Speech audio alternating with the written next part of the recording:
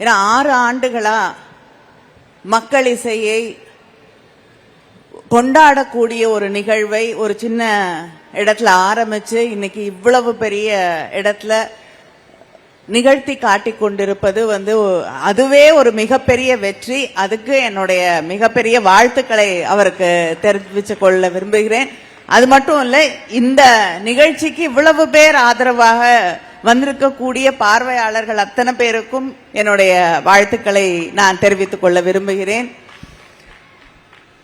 இந்த மார்கழி மக்கள் இசை இது நிச்சயமாக ஒரு அரசியல் பேசக்கூடிய மேடை, மாற்று அரசியலை, இந்த கலை அப்படிங்கிறதே இந்த சமூகத்தை பிரதிபலிக்கக்கூடிய கண்ணாடியாக மட்டும் இருக்கக்கூடாது.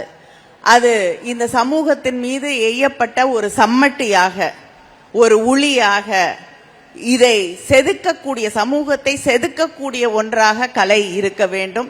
அப்படிப்பட்ட ஒரு கலைக்கான மேடையைத்தான் ரஞ்சித் அவர்கள் வடிவமைத்து உருவாக்கி தந்திருக்கிறார்கள்.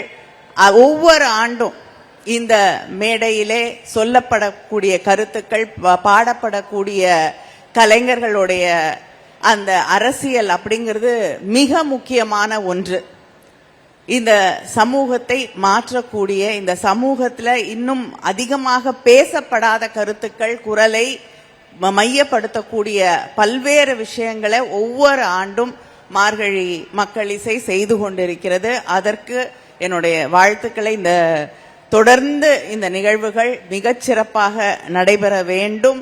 முதல்ல எடுத்த உடனே ரஞ்சித் கையில பறைய கொடுத்து வாசிங்கன்னாரு. இப்ப கிட்டத்தட்ட நம்ம கிட்ட இருந்து நிறைய பிடுங்கிட்டு போயிட்டாங்க, நம்மளுடைய கலை வடிவங்களை, நம்ம மொழிய எல்லாத்தையும். இன்னைக்கு பறைய கூட நம்ம கையில இருந்து வேற யாரோ எடுத்து வாசிக்க ஆரம்பிச்சுட்டாங்க. அதனால் அது மறுபடியும் நமது என்று சொல்லக்கூடிய ஒரு மேடையாக இந்த மேடையை அவர் மாற்றியிருக்கிறார். அதனால அதை திருப்பி வாங்கிட்டு வந்திருக்கக்கூடிய மேடை இது. அது எங்களுடைய இசை, நம்முடைய இசை என்பதை நாம் இங்கே மறுபடியும் உறக்க சொல்லுவோம். இங்க இருக்கக்கூடிய அத்தனை கலைஞர்களுக்கும், ரஞ்சித் அவர்களுக்கும், நீலம் பண்பாட்டு மையத்திற்கும், திரு உதயா அவர்களுக்கும் என்னுடைய வாழ்த்துக்களை தெரிவித்துக் கொள்கிறேன். நன்றி.